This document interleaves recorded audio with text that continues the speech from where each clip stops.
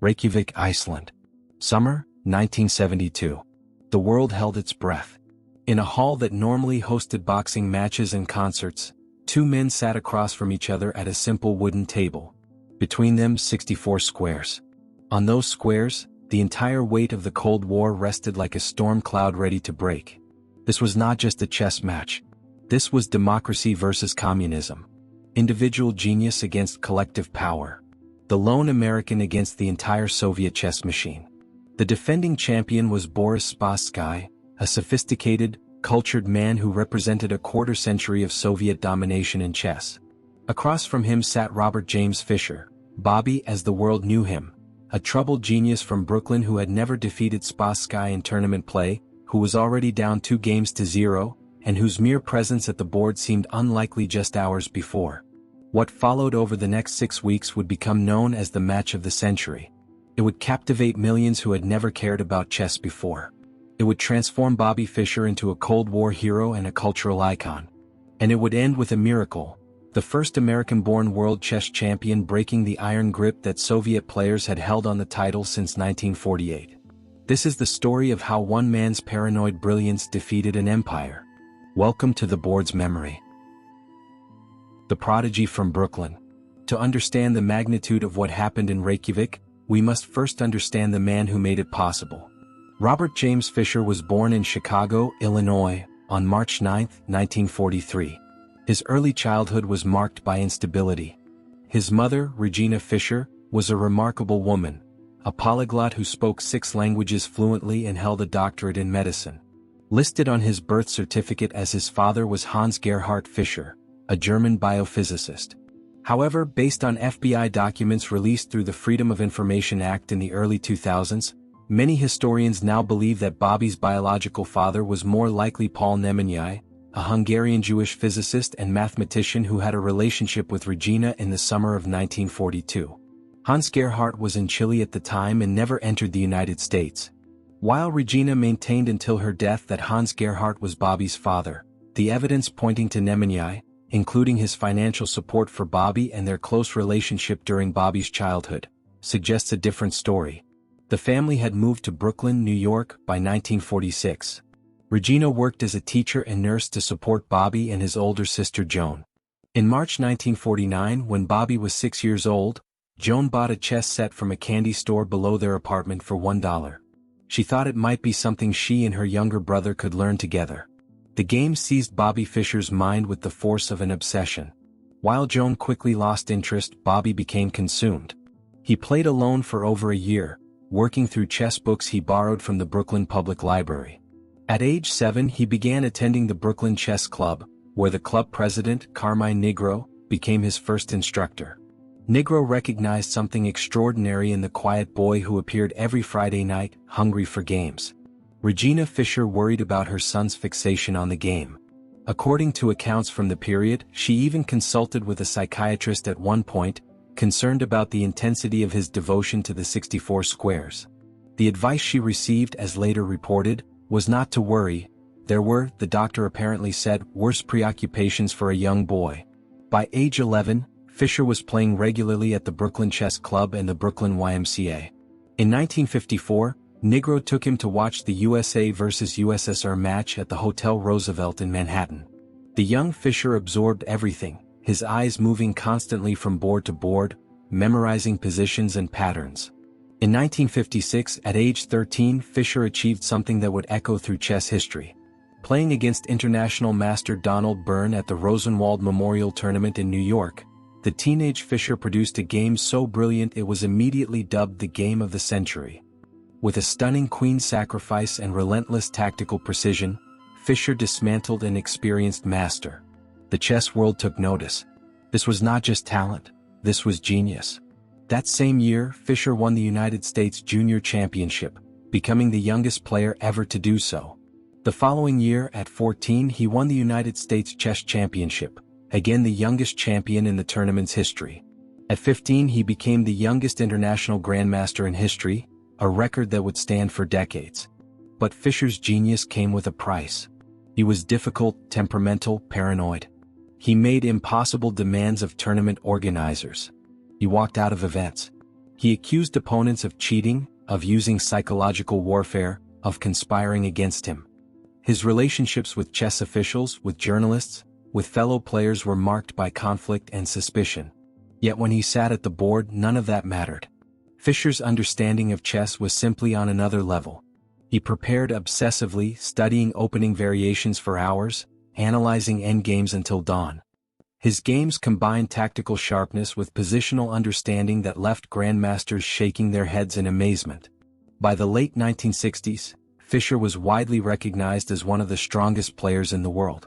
But the Soviet Union dominated the World Championship. Since 1948, when Mikhail Botvinnik claimed the title, every world champion had been Soviet. Every challenger had been Soviet. The championship matches were internal Soviet affairs, exhibitions of the superiority of the communist system in cultivating intellectual excellence.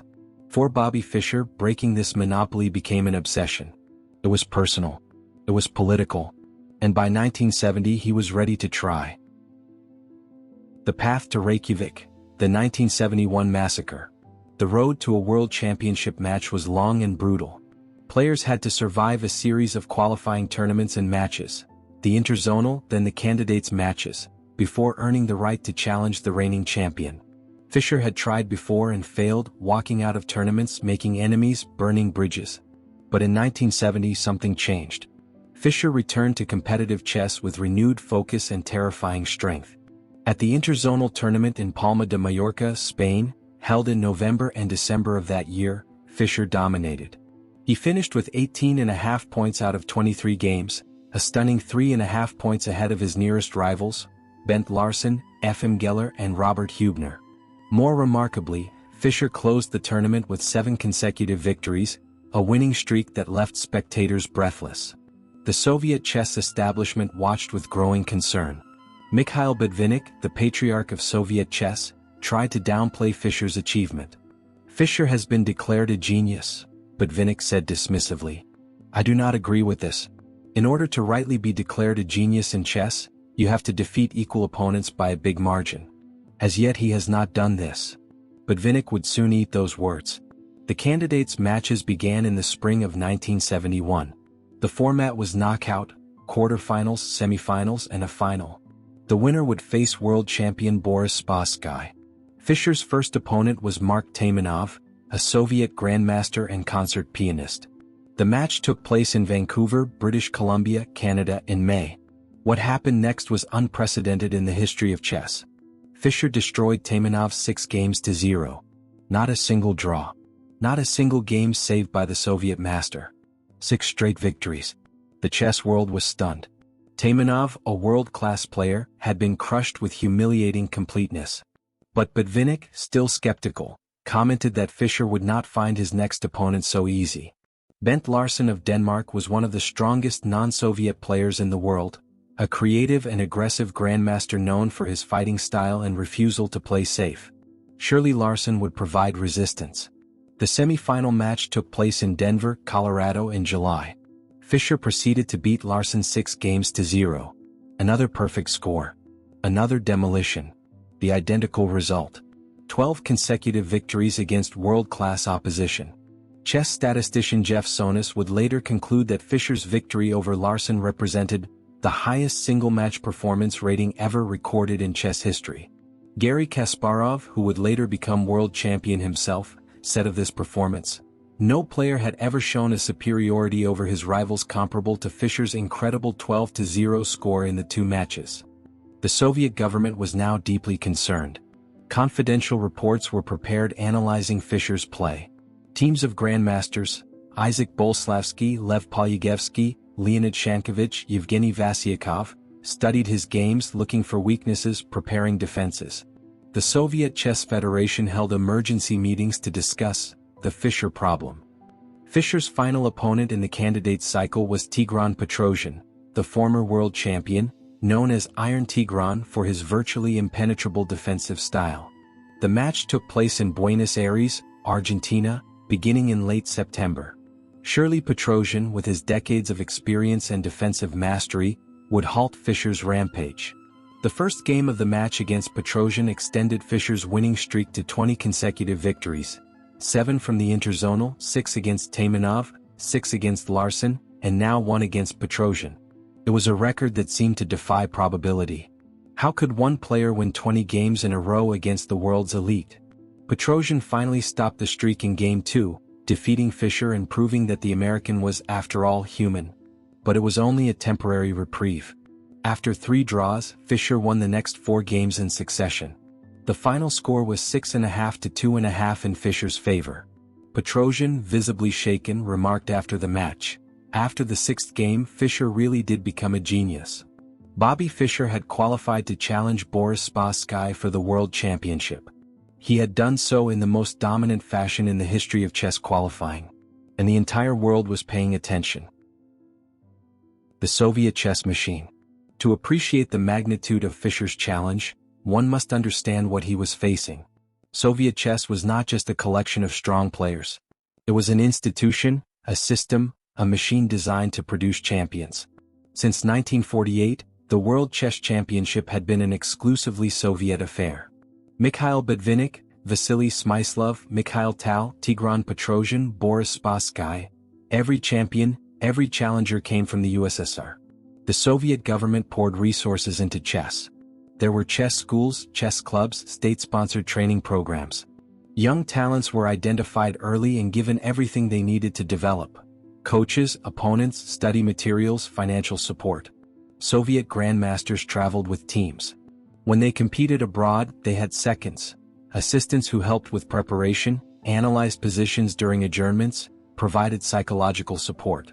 They had access to unpublished opening analysis, collective preparation, institutional knowledge accumulated over decades. Boris Spassky, the reigning champion, embodied the best of this system. Born in 1937 in Leningrad, Spassky had been groomed for chess excellence since childhood. He won the World Junior Championship in 1955. He became a grandmaster in 1955 at age 18. He challenged Petrosian for the world title in 1966 and lost, but returned in 1969 and won, becoming the 10th world champion.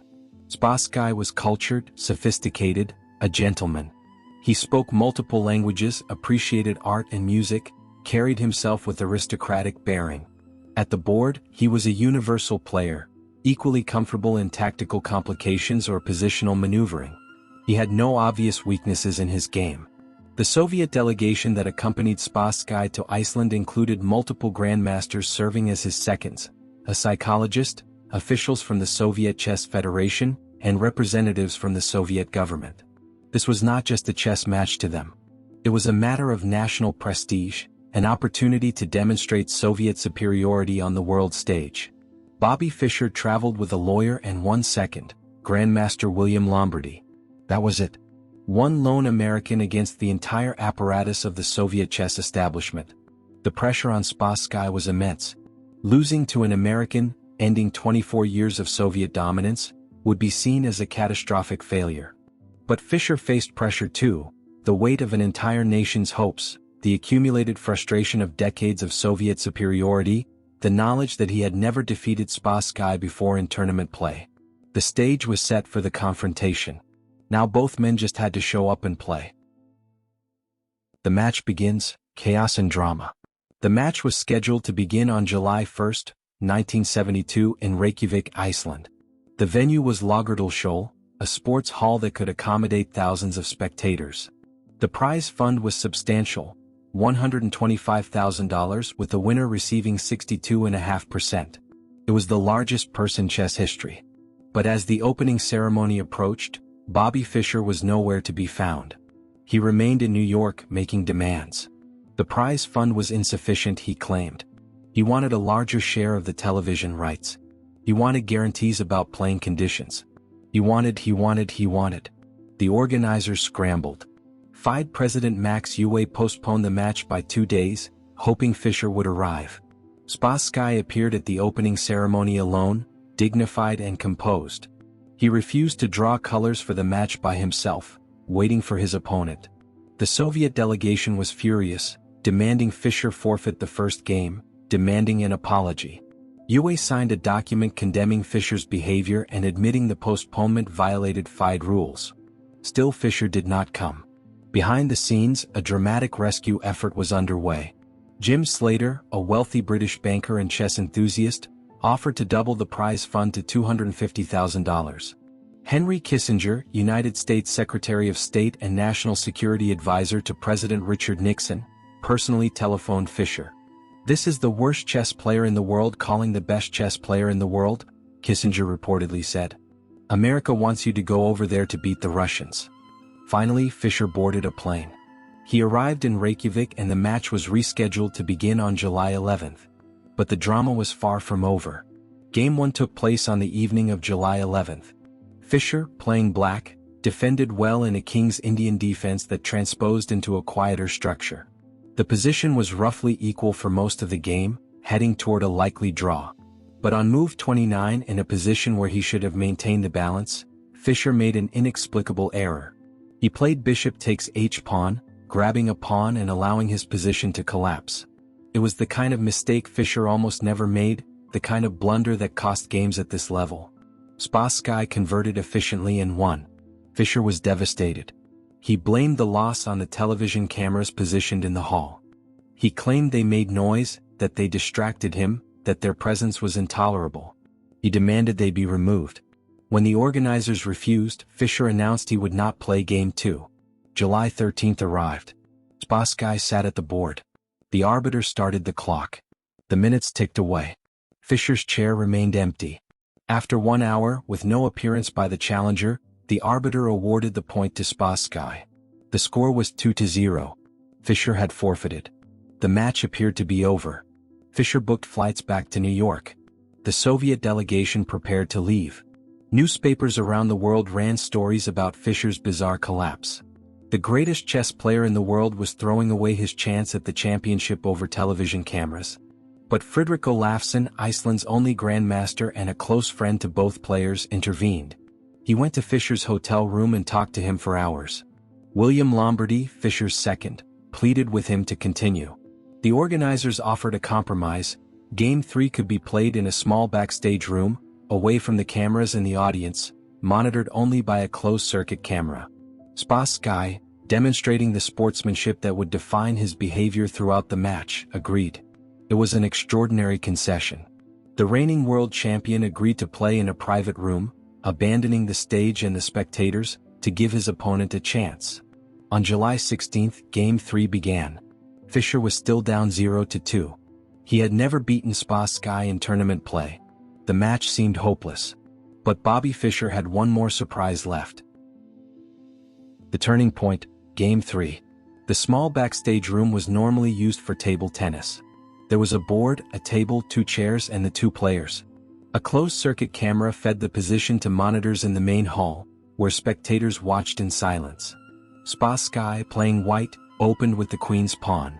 Fischer responded with the King's Indian setup, but after white's third move, Fischer transposed into the modern Benoni defense with the move c-pawn to c5.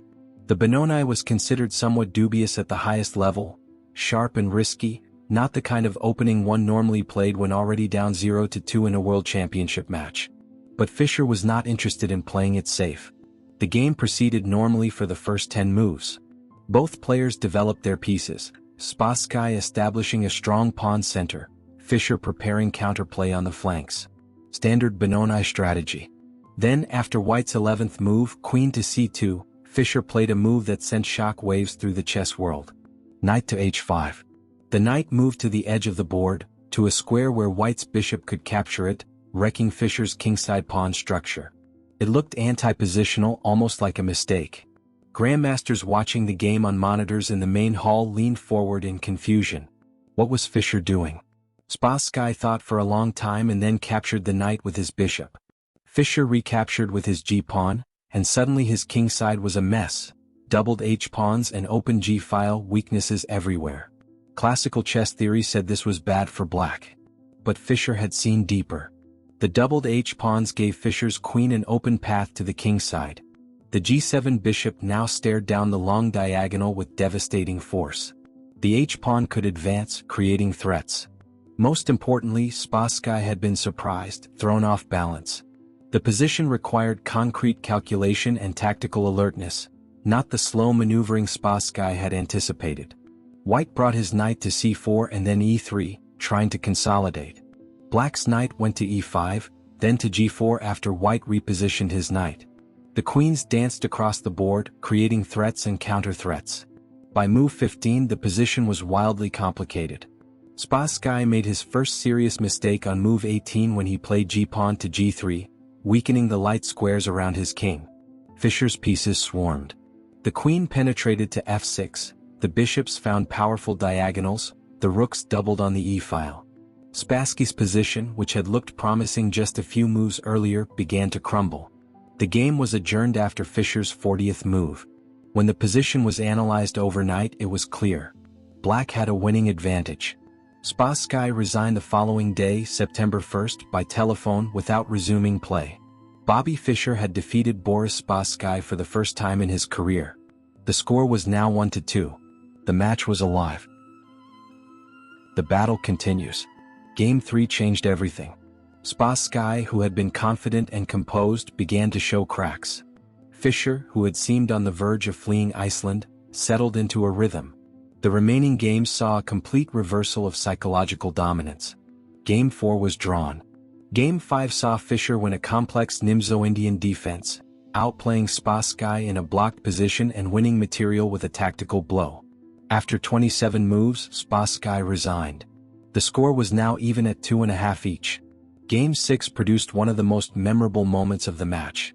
Fischer, playing white, demonstrated positional mastery that left even Spassky in awe. The game featured the queen's gambit declined, and Fischer slowly, methodically outplayed the champion, improving his piece placement, fixing Spassky's pawn weaknesses, and finally breaking through with decisive force. When Fischer's queen penetrated to d7 and the position collapsed, Spassky stood up from his seat and began to applaud. The reigning world champion was applauding his opponent's brilliance. It was a gesture of sportsmanship that transcended the Cold War tensions, a pure recognition of chess artistry. The match continued through August. Some games were drawn, hard-fought battles where neither player could break through. But when decisive results came, they increasingly favored Fischer. Game 10, a Fischer victory with the black pieces in a Ruy Lopez, demonstrating his mastery of this opening. Game 13, another win for Fischer. Spassky struggled. He tried different openings, different strategies, different approaches. Nothing worked. Fischer had found his rhythm, his confidence, his absolute belief in his superiority. The paranoia and demands that had nearly derailed the match were forgotten. At the board, Fischer was focused, relentless, brilliant. By late August, the score stood at 11.5 to 8.5 in Fischer's favor. One more half point would clinch the championship. Game 21 began on August 31st. Fischer, playing black, surprised Spassky with a Sicilian defense variation he had never played before. The game was roughly equal through the opening and middle game, but in the endgame, Spassky made critical errors. What should have been a drawn position slipped away from the champion. The game was adjourned after Spassky's 40th move, with the position clearly in Fischer's favor. When the sealed move was analyzed overnight, it became apparent that Spassky's position was lost. The following morning, September 1, 1972, arbiter Lothar Schmid received a telephone call. It was from Spassky. The champion was resigning. He would not continue the game. Bobby Fischer was the world chess champion. The miracle complete. The final score was 12.5 to 8.5. Fischer had won 7 games, lost 3 and drawn 11. He had become the 11th world chess champion and the first American-born player to win the title. 24 years of Soviet domination had ended. The reaction in the United States was euphoric. Fischer was on the cover of magazines. President Richard Nixon sent him a letter of congratulation, praising his unprecedented string of victories. The Fischer boom began. Chess club memberships doubled within a year. Millions of Americans bought chess sets and books, inspired by the Brooklyn genius who had defeated the Soviet machine. In the Soviet Union, the loss was treated as a significant setback to their chess dominance. Spassky faced questions and criticism upon his return, though he maintained his dignity throughout the ordeal. Years later, looking back on the match, he would acknowledge that Fischer's chess had been superior, that the best player had won. For Iceland, the match put the small island nation on the world map. The international attention, the prestige of hosting such a historic event, would have lasting effects on Iceland's international profile. But for Bobby Fischer himself, the story took a troubling turn. He had achieved his life's goal, the thing he had worked toward since childhood. He was champion of the world. And remarkably, he would never play another serious competitive game in a FIDE-sanctioned event. In 1975, when it came time to defend his title against Soviet challenger Anatoly Karpov, Fischer made a series of impossible demands regarding the match format. When FIDE refused to meet all his conditions, Fischer forfeited the championship without playing a single game. He disappeared from public view, becoming increasingly reclusive, paranoid, and isolated. He would re-emerge briefly in 1992 for a rematch against Spassky in Yugoslavia, a match that violated United Nations sanctions and created legal complications that would shadow him for the rest of his life. His later years were marked by increasingly erratic public statements, expressions of anger toward his home country, and a descent into isolation and bitterness. He died in Iceland in 2008 at age 64, the same number as the squares on a chessboard, far from his birthplace, far from the glory days of Reykjavik. But none of that diminishes what happened in the summer of 1972. For 6 weeks in Iceland, Bobby Fischer proved that individual genius could triumph over institutional power, that one brilliant, troubled, impossible American could defeat the entire Soviet chess establishment. He proved that in the purest battle of minds, talent and will could overcome any advantage of resources or collective support. The games from that match remain endlessly fascinating. Game 3, with its shocking knight to h5, still appears on t-shirts and in textbooks. Game 6, with Spassky's spontaneous applause, exemplifies the beauty that chess can achieve. Game 13, Game 21, each one a masterpiece of technique and determination. Bobby Fischer changed chess forever. He made it popular in America as never before or since. He proved that Americans could compete at the highest level of intellectual achievement. He became a Cold War hero, a symbol of Western individualism triumphing over communist collectivism. More than 50 years later, the match of the century remains exactly that, the most famous, most important, most culturally significant chess match ever played. It was the moment when Bobby Fischer, the lone genius from Brooklyn, defeated an empire. It was a miracle built on 64 squares, one brilliant move at a time. If you enjoyed this journey through one of chess history's most dramatic moments, please consider giving this video a like and subscribing to the board's memory. We explore the great games, fascinating stories, and unforgettable moments that make chess the timeless pursuit we love. Join us as we continue to uncover the deep lore and atmospheric history of the 64 squares.